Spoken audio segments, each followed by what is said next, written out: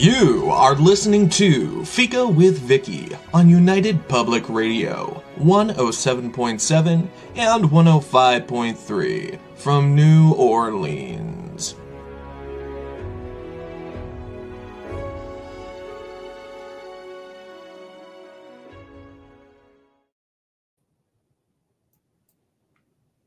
Hello, everyone, and welcome to Fika with our guest today, Dr. Suzanne Karr Schmidt, and me, your host, Vicky Benison. This episode, we are focusing on Chicago's Newberry Library. Their collections, programs, and exhibitions are a portal to more than 6 centuries. Count them 1, 2, 3, 4, 5, 6 centuries of human history from the 15th century to the present. Our guest, Suzanne, is their curator of rare books and manuscripts. She's also the researcher and curator for their exhibits. Suzanne publishes widely on unusual printed things, such as, and particularly, Renaissance pop-up books. She is also serving as the director of the Mobile Book Society, and recently is responsible for a fun exhibit at Newberry called Pop-Up Books Through the Ages. Thank you for sharing this wonderful place called the Newberry Library, and for reminding me how much I love pop-up books. Suzanne, welcome to Fika. No, it's great to be here. So you became, most kids don't say, I want to be a curator of rare books when they're growing up. How did you become one? Well, I grew up in Washington, D.C., surrounded by museums and libraries. The Library of Congress was kind of my local library, crazy as that sounds. And as my mother wrote historical fiction for kids, so she was always off doing research. And, I tag along, and then eventually I knew I was going to do art history in some fashion in college and hopefully grad school. And so then I started taking her to places where you could see original artworks, and like Albrecht Dürer, this German Renaissance rock star who realized that you could print things and make a heck of a lot more money than if you just painted one thing. So the power of the multiple. So so we would go and we would look at these original books and woodcuts, and she got a couple of story ideas out of this. And and I was in college and I never wanted to be a professor. So I went to grad school so I could work in museums. National Gallery in Washington, D.C. was, I think, the only place that ever paid me as an intern. But it was sort of starting there, you get to work with putting these objects on the wall. You get to think about what they mean in context. And so I figured that if I wanted to get a real job in a museum, I had to get a PhD. So that's basically what I did. But I spent as little time teaching as possible because I really wanted to work with objects. To be in there. So when we see that Gandalf meme about what people think I do or what I think I do, you're really in there with the dusty manuscripts and the books sorting through. So it's a very cool job. Yeah, well, we think we know pretty much what we have. The excitement comes when in some cases I am able to add to acquisitions to the collection through gift or by purchase. And then sometimes you learn things about items that have been in the collection all along that you didn't know, and it depends on how you're working with them. Sometimes we have a lot of fellowships where people come in and then they are super specialists on a particular thing, and then they can say, oh, this is very exciting for this reason, can you digitize it for the world to see? And we try to get things like that into the pipeline depending on how many people might be interested. So I spent a lot of time not only adding to the collection and putting things into exhibitions so people can come in and see them there as well as in the reading room, but I also try to find ways that make this collection of books, in my case, it's basically everything that's not in English up to about 1800. So printed books, handwritten books, some prints, posters, about all sorts of things. But yeah, it's usually not, mine are usually not in English.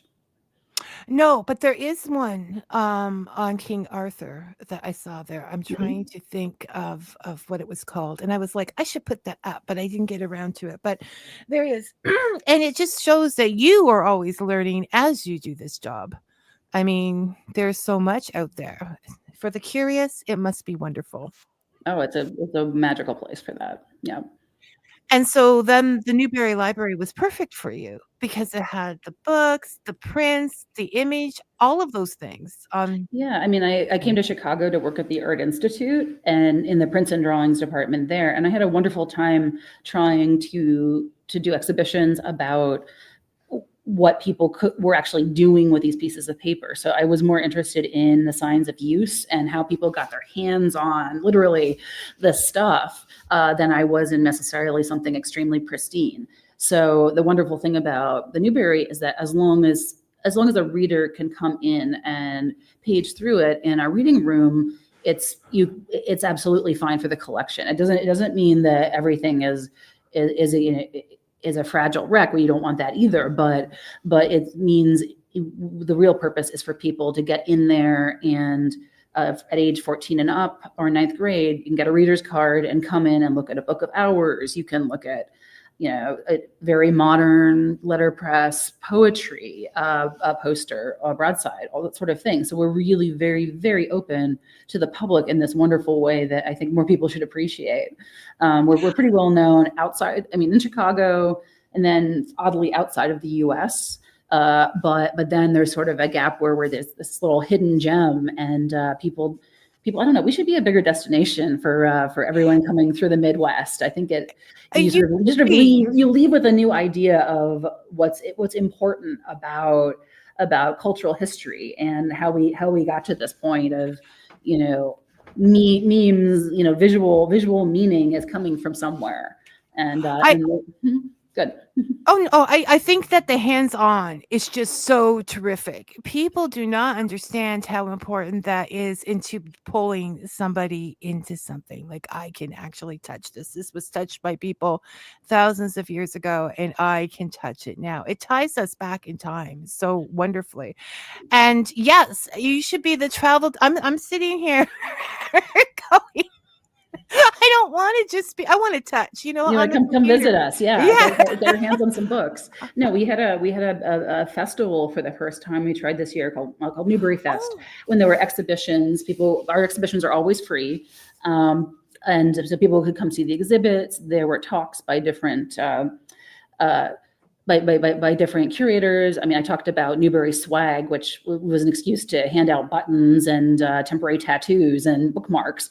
But we also had a number of books from the 15th century to the present, and people would say, well, I don't really want to touch this 15th century printed book. And I said, oh, but when else are you going to do it? I think you should try. And the paper from the 15th century is so much better than anything produced now. And especially it's more durable because of the linen content. There's a fabric rag in there that it makes it so much stronger. Even, the 19th century paper that's all acidic trees. So, you actually want to go really early if you're gonna go in at all. I would think so. So these are amazing objects. As I said, they're just wonderful, and they can be enormous. They can be engulfing in this, and they can show you things about history that are so modern somehow still. Well, even though you said, the rock star who decided that you could take the prints and that was easier than making multiple paintings. Like, the artists at Comic-Con have a lot to thank him for.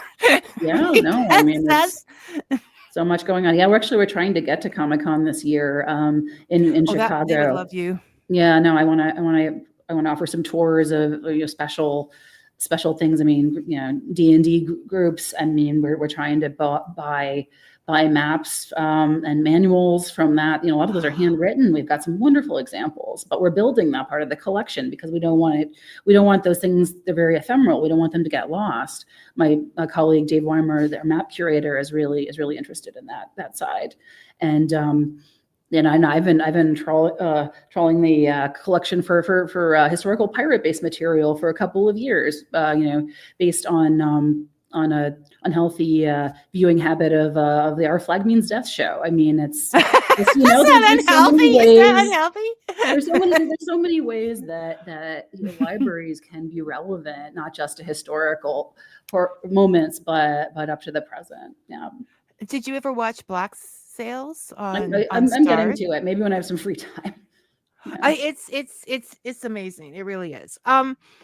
So yes, readers can touch these things, but even people visiting can touch anyone who comes of it. into the building, it's very easy to get a reader's card. You basically just need to have an ID with a current address. Yeah. And the address doesn't have to be in Chicago? No, it's from anywhere. Absolutely. Oh my gosh, we have readers from all over the world. You do not need a letter of introduction. And this is actually quite uncommon for special collections to do this. And I think it's really an important part of who we are. Yeah.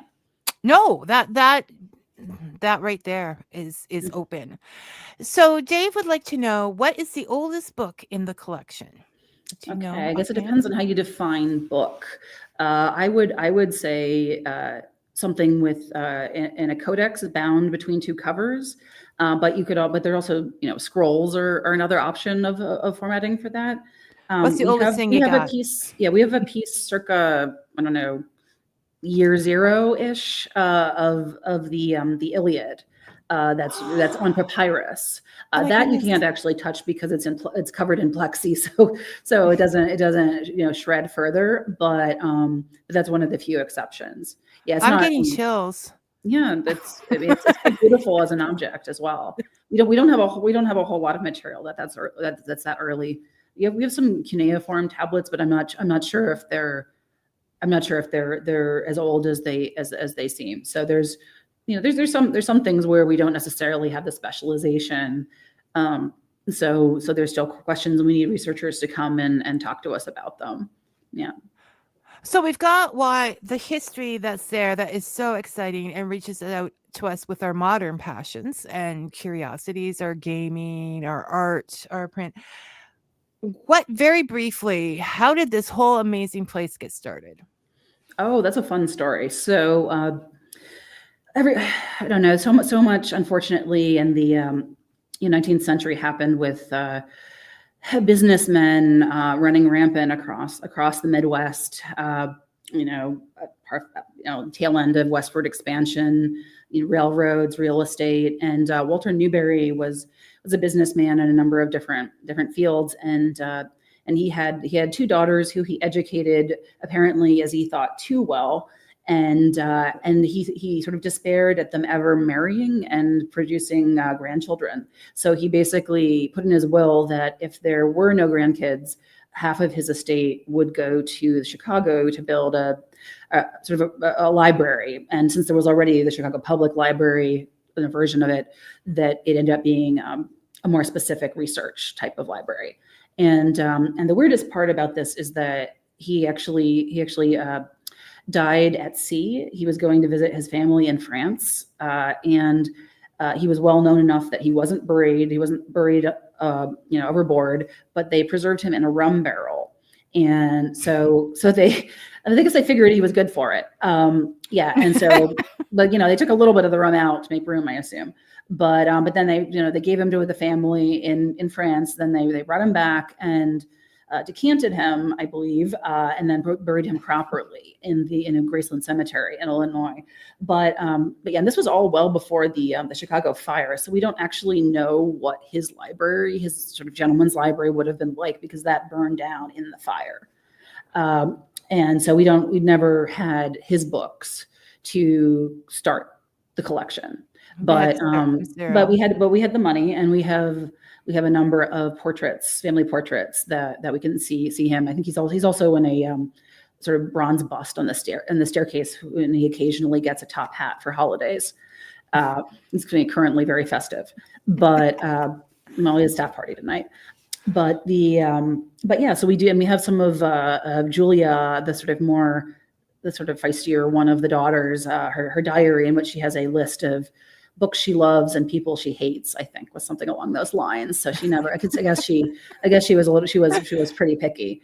So yeah, and she originally did die quite young. So I don't know. Maybe she would have married eventually. But I do appreciate her father's willingness to educate, the two sisters. That's important, considering that we ended up being this center for the humanities, in the Midwest and beyond.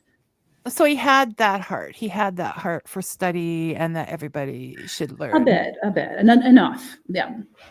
More than most at that time, perhaps. I think so. Yeah.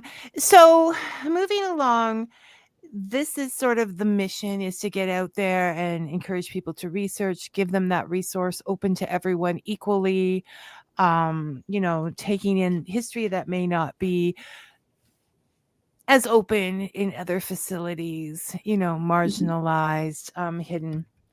So in that train of thought, you have fellowships that you offer to people. Do you want to tell us a little bit about them? Absolutely.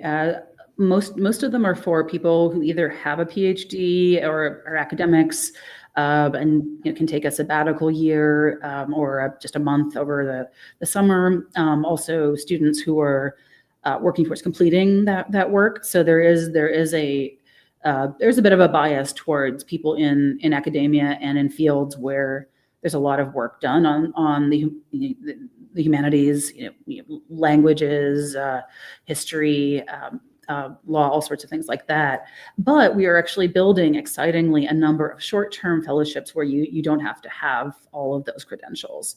And we have one for artists. We've had that for a few years. Very exciting. We've already bought artist books based on those residencies that relate very closely to items in our collection. And one of them I'm particularly happy about, Emily Martin, did a set of volvels, which are the moving dials that relate to a 1524 book about interpreting the cosmos, sort of your place in the world and the heavens. So it's sort of a little bit of astrology, a little bit of geography, a lot of measurement.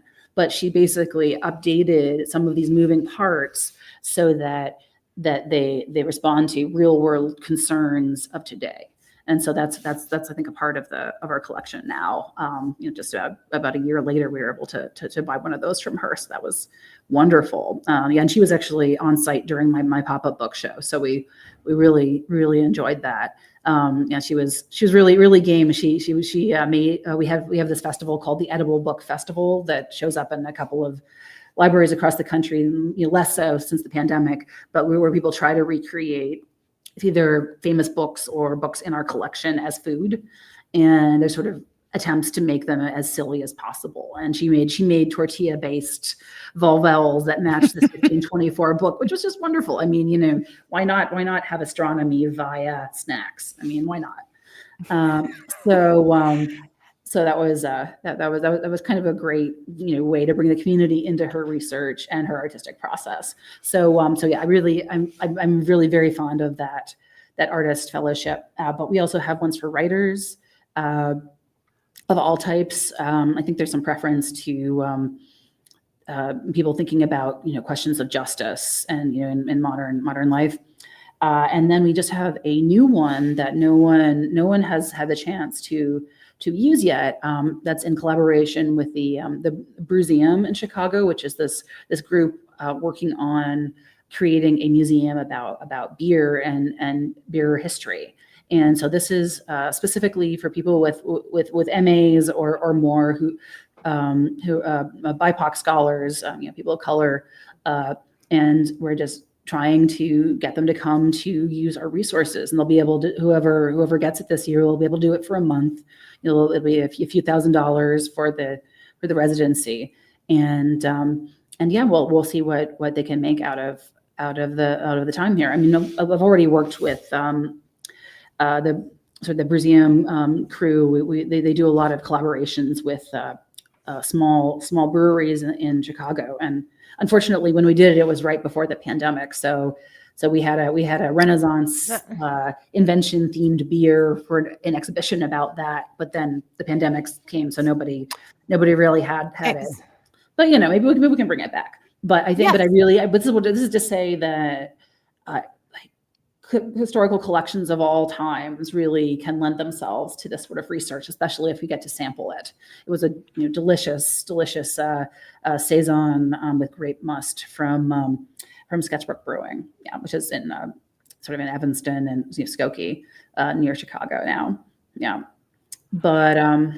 But yeah, so that one, the beer fellowship, the applications are coming up. The deadlines are coming up soon, so that's January 3rd. So if anybody who's hearing this is working on beer history, please look at our website and consider applying. We really hoping to have a good response for our first time out, because that'll help us find funding. Do more short term to continue the fellowship for more years. Yeah, no. And this is what's so amazing about you guys. First of all, your passion is obvious, Suzanne. So this is no boring place with passion like that.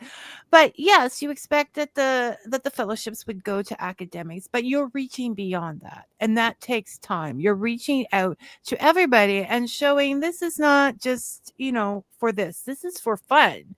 This is for fun and learning about life and understanding where you are, and just it's an amazing thing. Now, we've gone ahead of ourselves. I got ahead of ourselves because not only are you the curator and researcher, but you've become a bit of a detective. Yes, this is a good one. In finding the lost book, and its home, its original home. Do you want to tell us a little bit about that? Oh, sure. This was something that happened starting last March. Really sort of took us by surprise. So we get a lot of requests for help identifying books, and we can't do valuations. But we can tell people, this looks like something else. If you want, and here are places that might want it if you want to donate it. We try to find homes for items that people may have inherited from their families and don't know what to do with. But in this case, I got an email from a gentleman who lived in Chicago saying he went on a walk with his dog in the evening in early March and last year, or this year. And they came across a group of 7 books sort of lying on the sidewalk that looked very old and in sort of beautiful condition. And then this guy, Bob, dog's name is Sparky, Bob and Sparky, realized that these were really unusual books. And Bob actually was a history major as an undergraduate, and he could tell some of them were in Latin, some of them were in German, and he couldn't figure out what were they doing on the sidewalk. So it was almost night. So he picked them up, putting some under his arm in his coat pocket, and still, leaning down to finish, scooping the poop and so forth as they made their way, and took them home and tried to check with the police nearby to see if anybody had lost them, and nothing. So the police couldn't help. So he emailed the Newberry and the University of Chicago also, just to see if anybody knew of a library in the area that had lost these, and absolutely not. These were not well-known books. They were so rare, we could barely find copies of them anywhere. And I still hadn't seen the books, and Bob sent me pictures of the title pages, and I was able to identify what they were, and I sent out a sort of an advisory to an international group of booksellers, and also one in the U.S. that so all their members would be able to see whether or not these were books that they had sold, and nobody came forward with any information. And this is part of the reason this was a problem, is because these books were gorgeous and had markings of ownership going back to the 16th century when most of them were produced, but nobody had put anything recent in them. So there was no name, no address, nothing. And they're just there on the sidewalk. And so eventually we say, okay, it's been more than 4 months plus. I guess no one's coming to claim these. You can bring them to the library.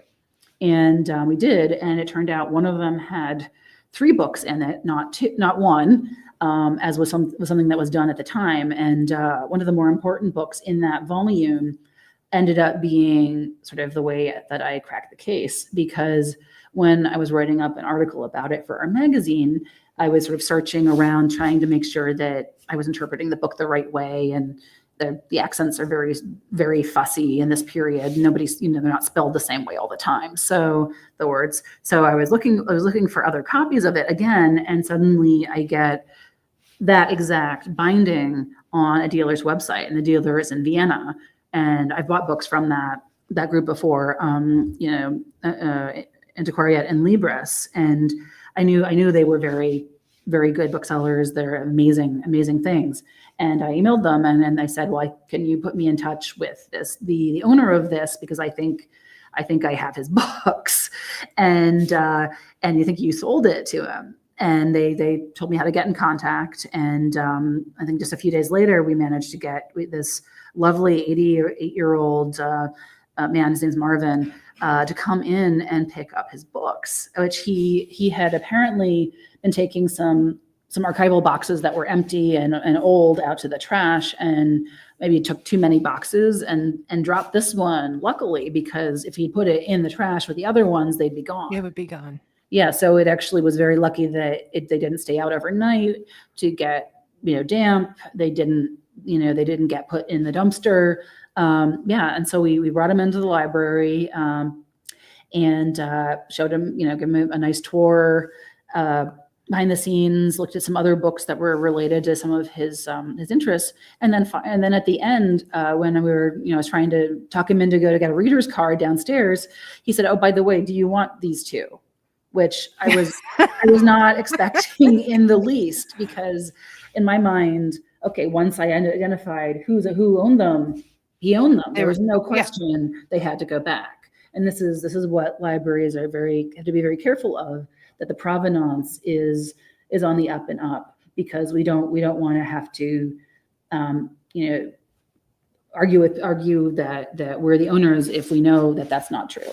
So and you just want to be honest. You want to be honest, and he clearly loved these books so much. I mean, from the first phone call with him, he was describing just from memory what was inside some of them, and I knew they were clearly all his from that description.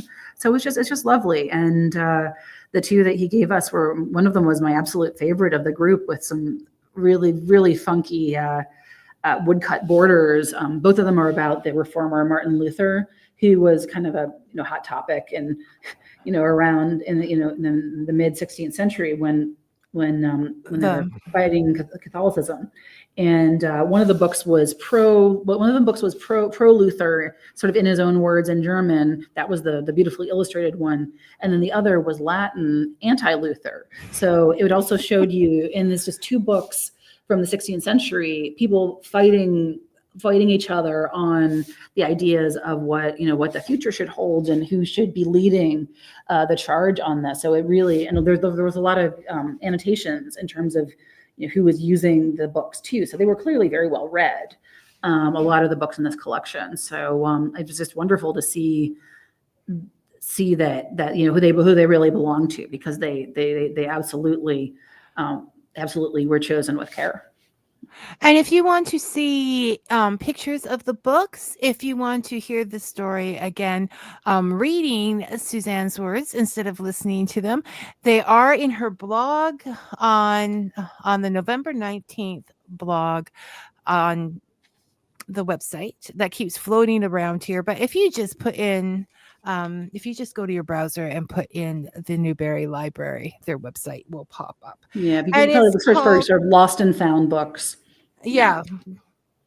No, you did something clever there. You were like lost and found books. Mm-hmm. Yep. So we have to get it right. So there's some lovely pictures of the books in there. And I almost see this, Suzanne, as a pop-up book, with this little book with these books with scarves around their necks, all huddled, waiting to be rescued, and then finding their way home, and then finding a new, even bigger home.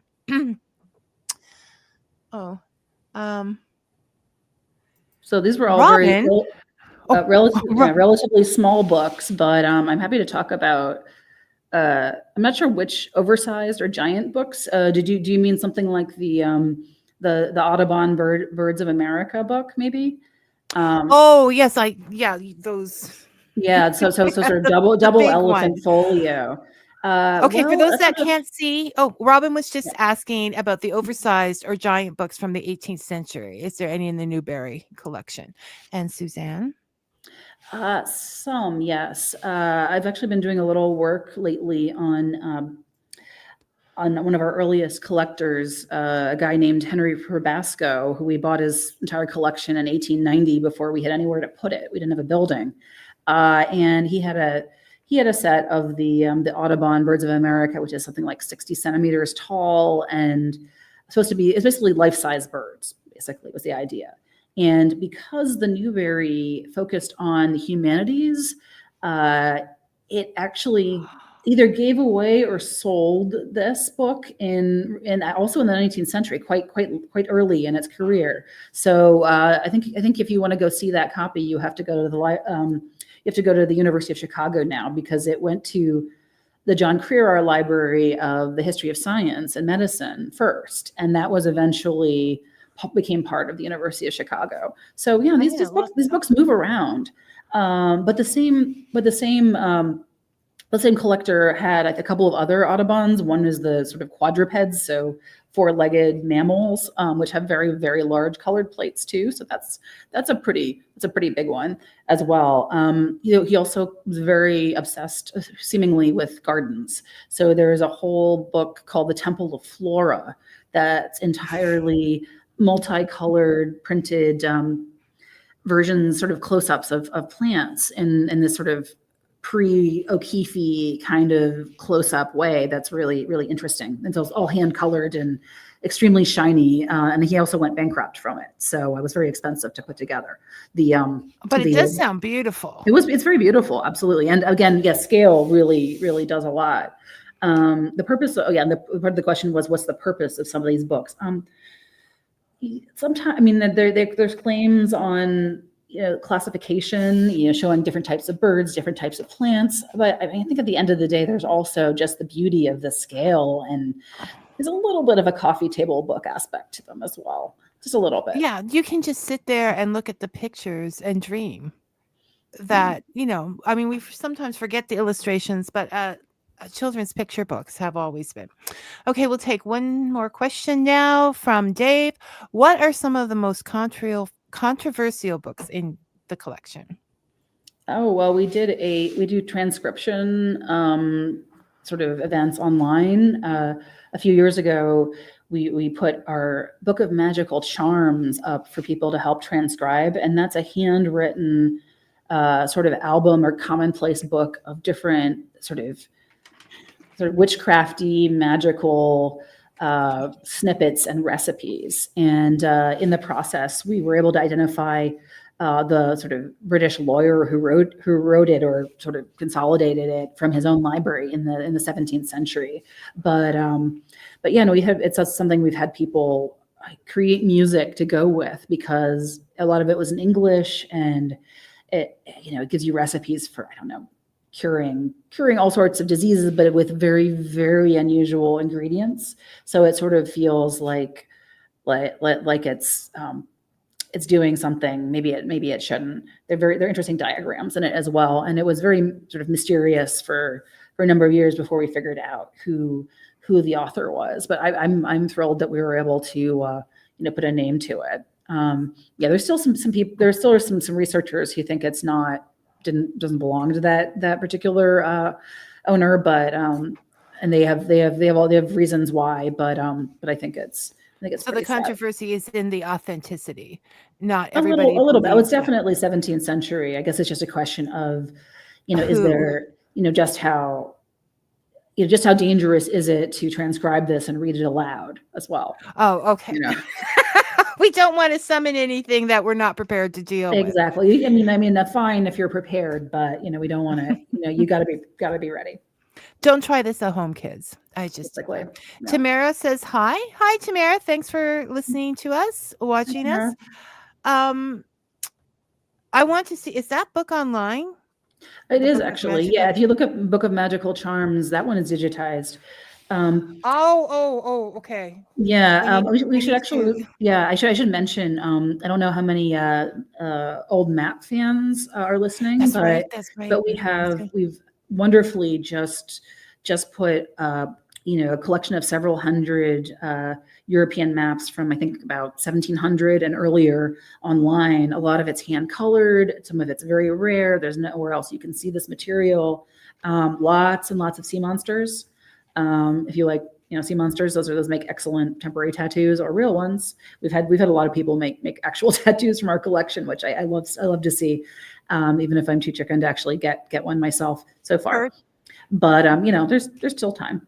But yeah, no, we really do try to have our collection be as accessible as possible online. When people can't make it in. I mean, we do a lot of hybrid events as well, so in person and live and recorded. So and all that is usually free. So I mean, you can get in and download actually at quite high resolution most of all the things in our digital collections. It's really extraordinary what's in there, and we've had a lot of support to digitize postcards, and we have several million in a big collection that arrived about like 6 years ago. So yeah, I think we have a random postcard generator somewhere on the site where you can sort of click through until it finds you one that's funny and suits your mood. But you can look up in terms of locations, themes. There's really such a wide variety of these sort of advertising postcards. A lot about the Midwest, but not only. Yeah, and we do try to collect a lot about Chicago. Chicago history is one of our big areas. So yeah.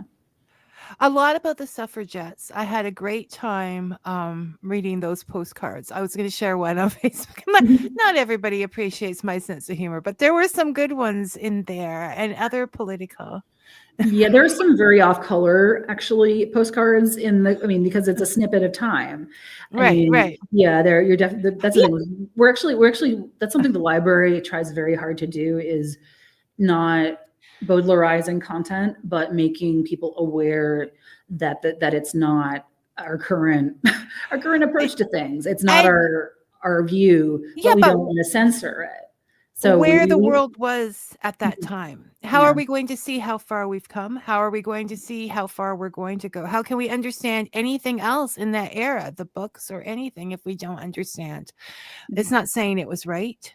Yeah, but I was. think one of the most important ways that we're working on that is something that I think even the Library of Congress is still trying to figure out, is even in cataloging things, especially in our indigenous collections, is there's a lot of outdated language that it's in titles, and we try to take it out of descriptions more and more, but there's just language that is frankly offensive to peoples of the indigenous tribes that are described, or if it's something they wrote.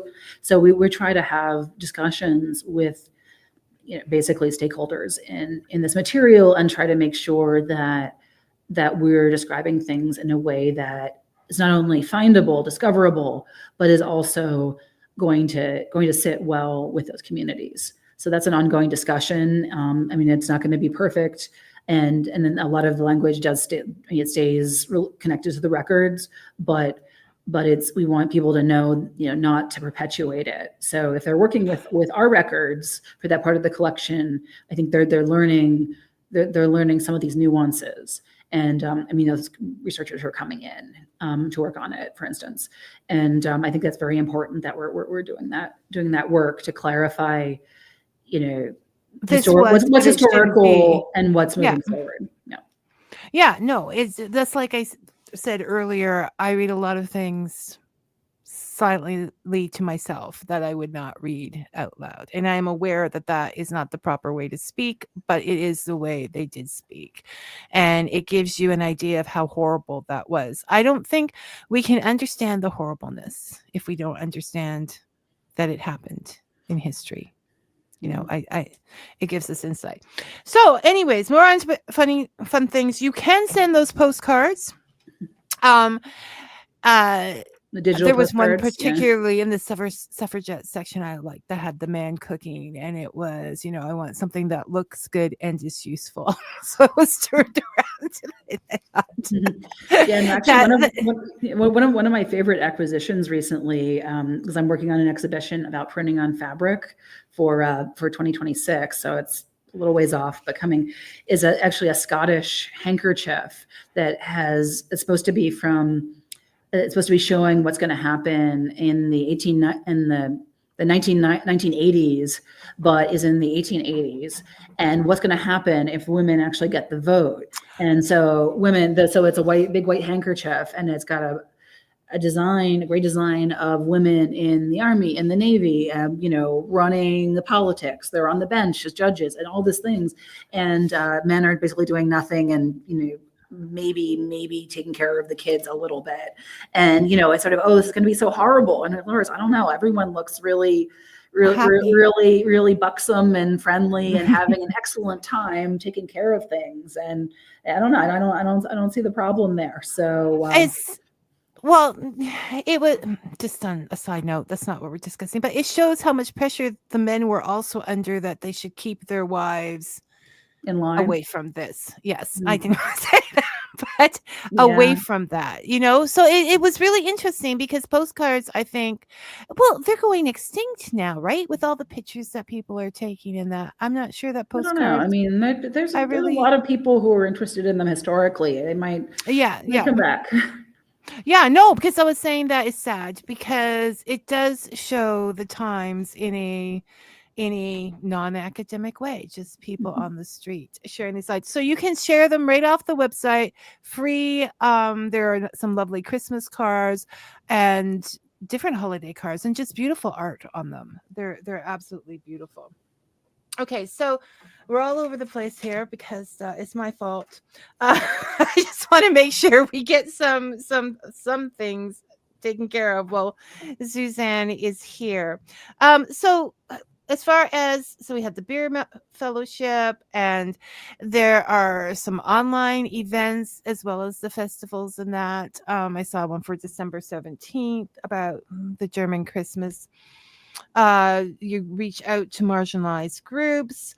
It is just an amazing place. Now, how do you get most of the books? Like, do you get to go shopping? Do you have a credit card, or what happens? No, everything needs to come through sort of a committee, and up to a certain point. I mean, I acquire secondary resources for the collection too. So sometimes if we have the world's best collection of one particular title, we'll want to know what people are writing about it as well. I mean, I'm not the curator for it, but we have extremely deep Melville holdings, and so we have a lot of Moby Dick ephemera, as well as all the editions. A very, very fun sort of stuffed whale, not literal stuffed animal whale, sitting in one of the stacks. And so you can tell where it all is. I think they're pillows, they're board games. I mean, there's sometimes needing to collect the whole set leads to some really interesting acquisitions. I mean, we prefer, obviously we would prefer donations, but I do have some funds for mainly 16th and 17th century Italian and French books.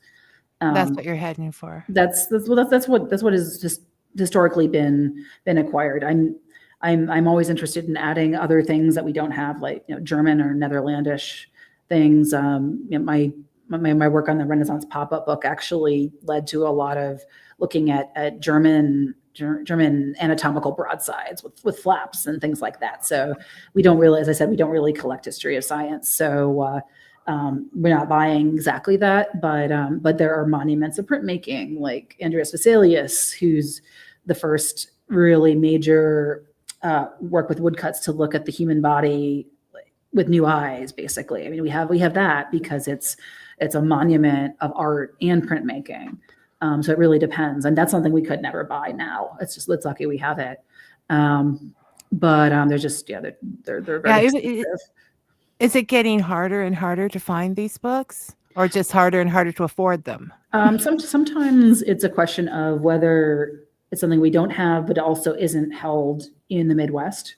We actually try not to duplicate material that's nearby, because one can assume that someone is looking at every single example of something, they can drive over to one state over and look at the other copy there. If it's it's something that's pretty rare, we wouldn't get another one. But yeah, no, it just really depends.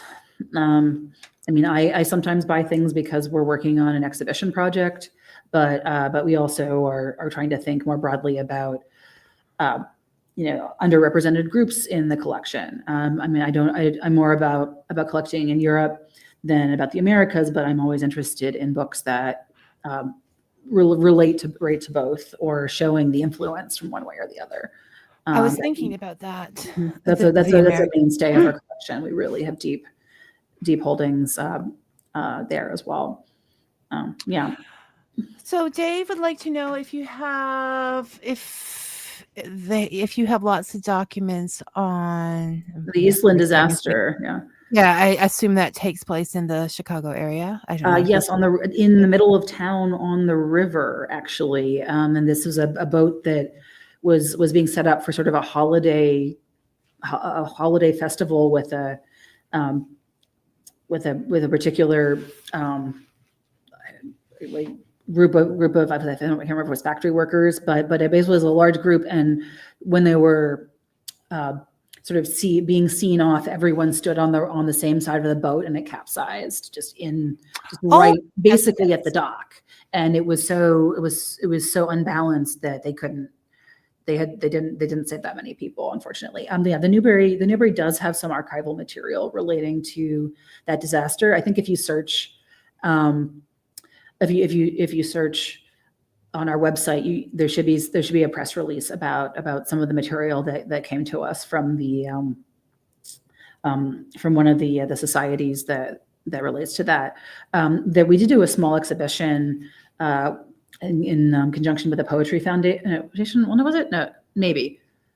Yeah, I think it was. I think was that with the Jun Fujita photography. Anyway, I think we did a show that involved some photography at the time, and also poetry. But that was right again also during the pandemic, so it wasn't very well attended. Unfortunately, we had to shut it down early. We need to revisit all I know. Get those years back. We say they don't count. So when you're doing a specific exhibit, you are more inclined to look for books that cover that exhibit. Well, I come from a museum background. I mean, I did a lot of internships in the DC area while I still lived there, and wide variety of institutions. And and so I do think about collecting in that way, because I feel like it's going to reach the biggest audience. And that way, when you get people coming through, I mean, we had something like 14,000 people come through for the pop-up book exhibition.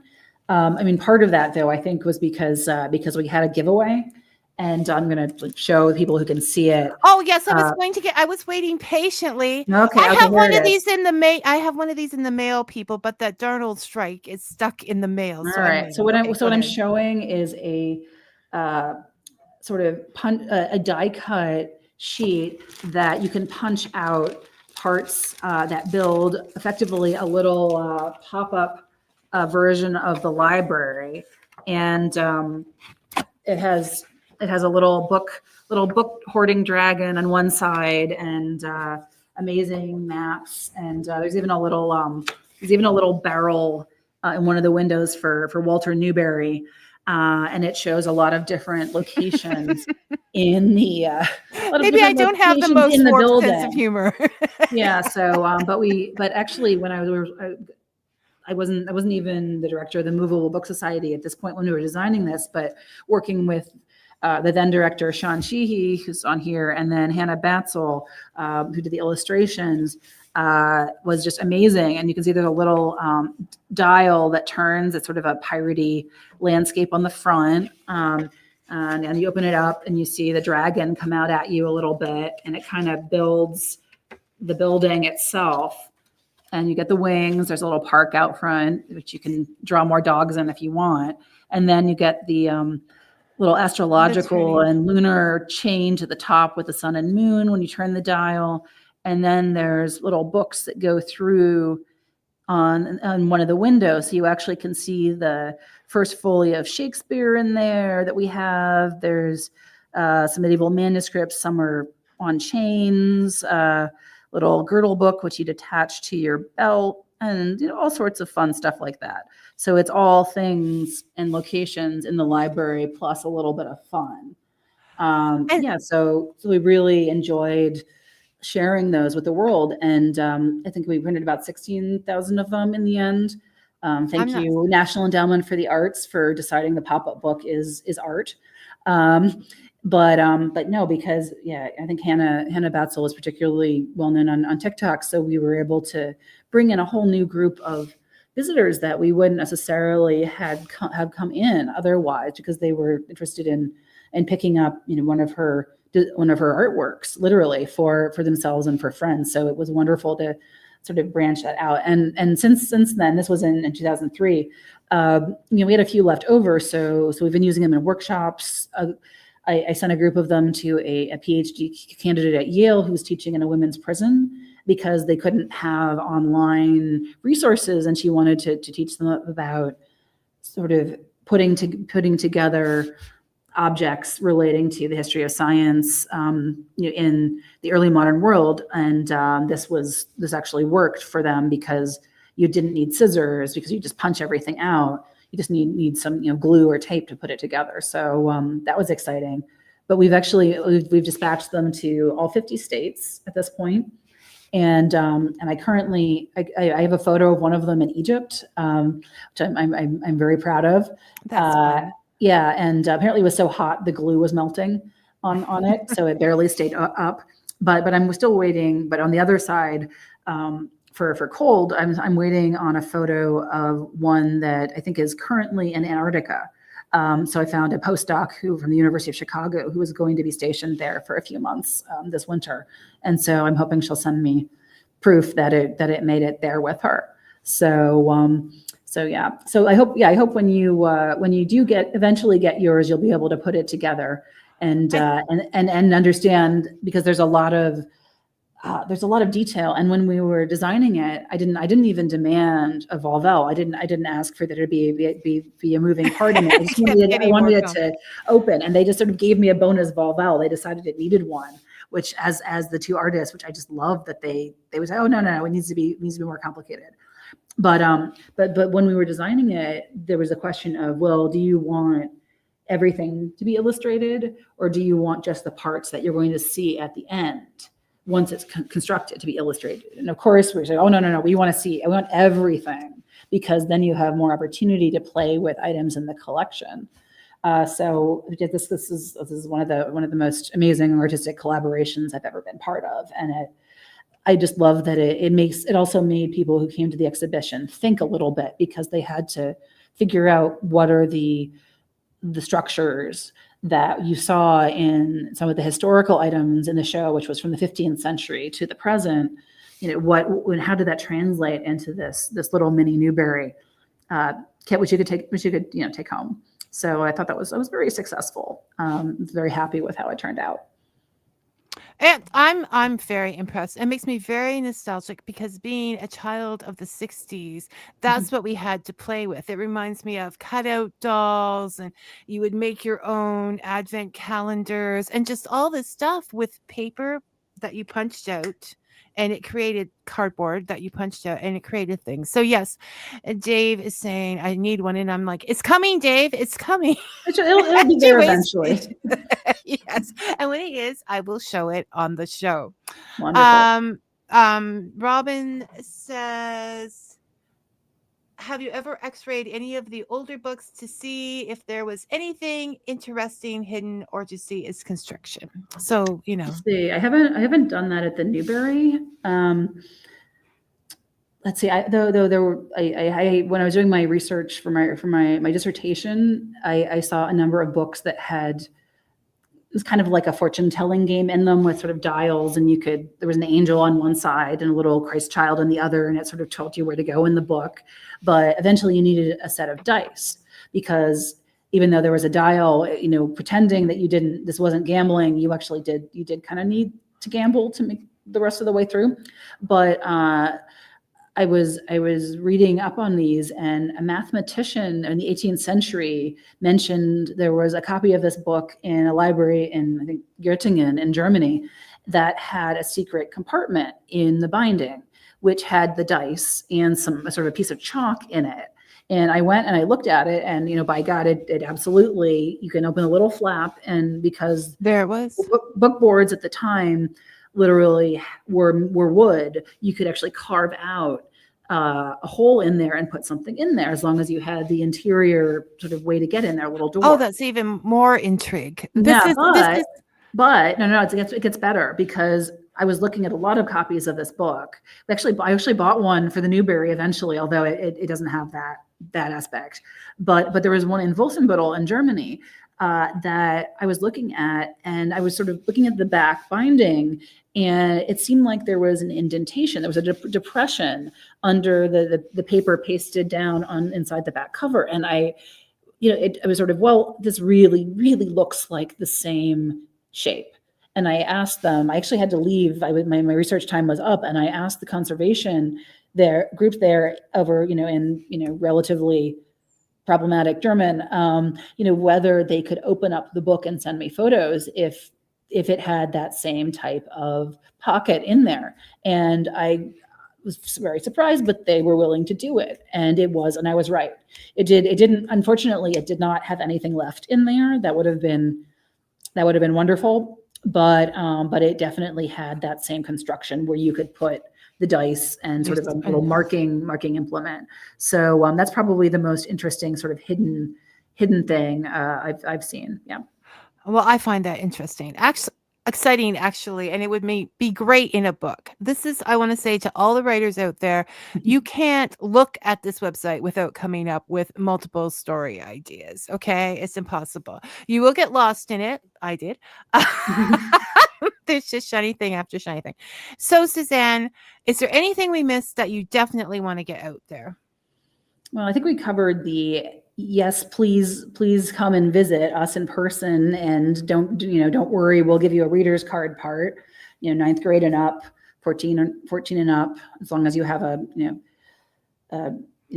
address and some sort of ID. Yeah, somewhere in the world. We can help you. We can help you find things to look at too. We're always happy to make recommendations. If you're researching something, you can email reference@newberry.org, and they'll set you up with someone who can maybe even look at a book in our collection for you. Sometimes we send snapshots of things. If people realize that we have the one copy of something interesting, they can we can confirm, is this actually 16th century? Is this later? What are we or are you just looking for, I don't know, all of the 16th century dragons in our collection? I mean, people have had collection presentations. They brought students in to look at books, just an array of things. This was for a theater group. It sounded like amazing. Trying to find them a number of different astrological examples and sort of, fireworks shaped like dragons and things like that. So, I mean, every time someone gives me a quest in the stacks, I'm really excited to go see what's in that book, but also what's around it. So yeah, no, I'm always happy to see what's there. Yeah, I'm currently doing an advent calendar on Blue Sky and Instagram about the Henry Probasco collection from the Newberry, a lot of which is extremely shiny and 19th century, but he had put some very pretty book bindings on some unusual books. You sort of wonder why he chose the books he chose to gussy up, but yeah, no, then the Newberry has a Instagram as well that will really, really give you beautiful examples of things in our collection. So yeah, think about books as objects as well as text and image.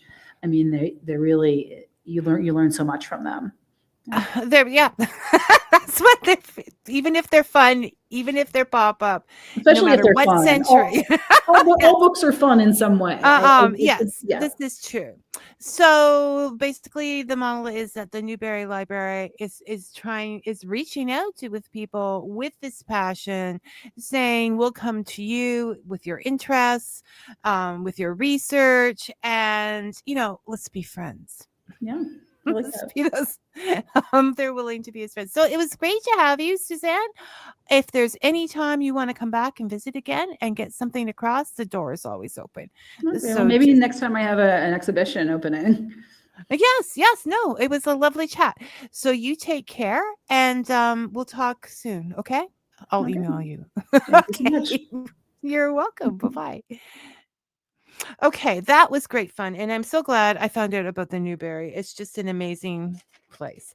Next week, Thea, the author of The Guide to Pilgrimage, will be back with us, and we'll be talking about the tradition of ghost stories. She's going to once again read one that she's written for Christmas in part. And we'll also just be discussing the tradition. And so, if you want a little holiday spirit, pun intended, join us next week. Until then, may your coffee be hot and your story sweet. Thanks for listening, everyone.